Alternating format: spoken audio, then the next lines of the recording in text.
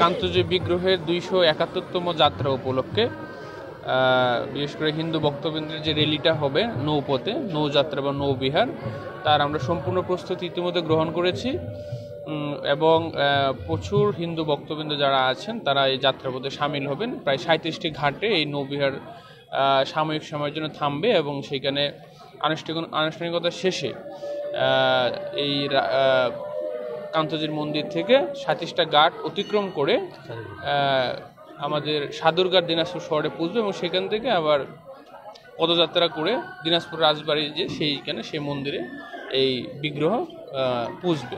এটা আনুমানিক আজকে সন্ধ্যার মধ্যে পৌঁছে যাবে, আমাদের ধারণা 6টার মধ্যে পৌঁছে যাবে। ইতিমধ্যে এই উপলক্ষে আমরা নিরাপত্তা বলয় তৈরি করেছি। আমাদের সেনাবাহিনী, পুলিশ, র্যাব, আনসার সহ স্থানীয় প্রশাসন এবং সেনাবাহিনী তো বটেই এবং স্থানীয় সরকার প্রতিষ্ঠান যেমন বিভিন্ন ইউনিয়ন পরিষদের চেয়ারম্যান এবং গ্রাম পুলিশ তাদেরকেও সম্পৃক্ত করা হয়েছে যাতে করে সুষ্ঠুভাবে এই যাত্রাটি সম্পন্ন হতে পারে নির্বিঘ্নে এবং আইনশৃঙ্খলা পরিস্থিতির উপর এর আগে থেকে আমরা গুরুত্ব দিয়েছি যাতে করে আইনশৃঙ্খলা পরিস্থিতি আমাদের নিয়ন্ত্রণে থাকে এবং আমরা বিশ্বাস করি যে ইতিমধ্যে সেটা সুন্দরভাবে সম্পন্ন হয়েছে এবং আমি মনে করি যে একটি সুন্দর যাত্রা আমরা এখানে ইতিমধ্যে প্রস্তুত করেছি।